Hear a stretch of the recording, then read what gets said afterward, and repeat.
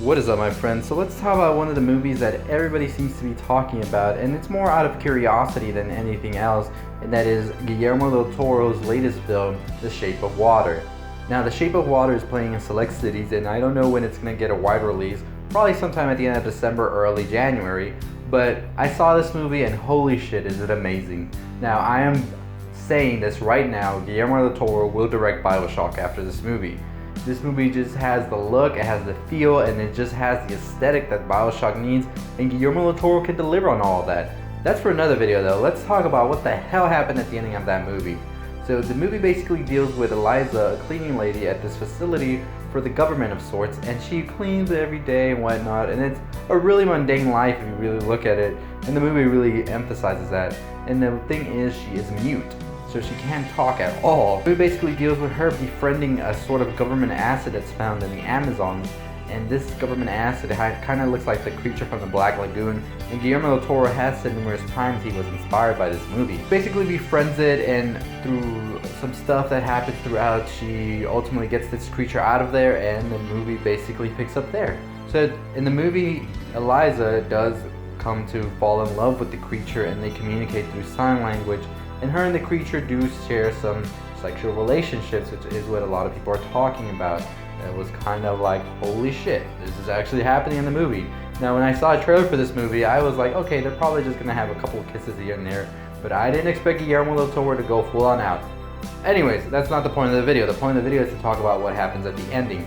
So, as I said, Eliza does get the creature out of the facility, and this infuriates Michael Shannon, who is looking for the creature, since he is the director of this whole project, and his career and life is kind of on the line if he does not find where this creature is. Through some investigating and whatnot, he does come to realize Eliza is the one that has the creature and hunts them down. Eliza, on the other hand, is trying to get the creature into the ocean so he can go back and be happy. And this ultimately comes to the big finale where Eliza and the creature and Michael Shannon are on the docks, and ultimately Michael Shannon shoots both of them. We all think that they're both dead, but the creature is a sort of a god in no sort of way, and ultimately resurrects him. Eliza, on the other hand, is still dead, but the creature seems to take her and then jump into the docks with her. He jumps into the docks with her, he starts to realize the scars around her neck, which is why she is mute in the first place, and ultimately puts his both hands, fins, I don't know, around her neck. And ultimately she is revived, and they turn into some sort of gills of sorts, and they both live happily ever after. So what the hell just happened? Well, there's a couple of theories floating out there. I have two myself. So the first one is the creature is a god and he is able to resurrect people. We saw earlier in the film he gave a man who was losing his hair back. So I'm pretty sure he can do a lot more than just that. He ultimately did give life back to Eliza and gave her the power to be able with it. Gave her the ability to be able to be with him forever, and now she can be in the ocean and breathe underwater. Another big theory, and this one's crazy, I know you might say, but is what if Eliza was actually part of this sort of creature? What if she's actually like a hybrid of sorts? And this is all like hinted at towards the film when it said that Eliza doesn't know where she came from, she was just found, and she was just in an orphanage all her life, and the scars around her neck, she's just always had them and never knew why.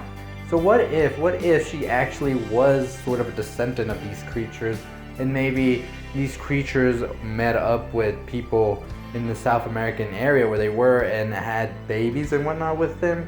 And this is also hinted at in a sort of scene where it's not too entirely sure if it's an artistic choice or not, but she's controlling water, and it's sort of like an Aquaman type of feel. The movie is left ambiguous to know whether Eliza was actually in fact a sort of mermaid, or was she actually just brought back to life and those scars were given to her at birth. That's ultimately for the viewer to decide. I'm leaning more towards, yeah, she was actually a mermaid of sorts, and this is why she ultimately connected more with the creature than anybody did, and was able to communicate with him faster and really get to know him quicker. So it was just like in her all this time, this sort of instinct to be with this creature. That's my theory on what happens at the ending. I like to know what you think if you watch this movie. If you haven't already watched it, I hope that it plays near you, because it's actually a beautiful, touching film, and definitely a big contender for award seasons. But anyways, that's gonna do it for me, Star Wars this week. I'm pumped, I'm excited. I will definitely be checking it out on Thursday. and I will be having a review and analysis and a breakdown, all that good stuff. So anyways, let me know how excited you are for Star Wars in the comments below. Make sure you subscribe if you haven't already. Let's go to 2,600 subscribers. I know together we can do it. As I said, Thursday my subscriber giveaway video will be coming out, and I'll be giving more details on how you can win. But anyways, I'll see you next time. Stay positive, my friends.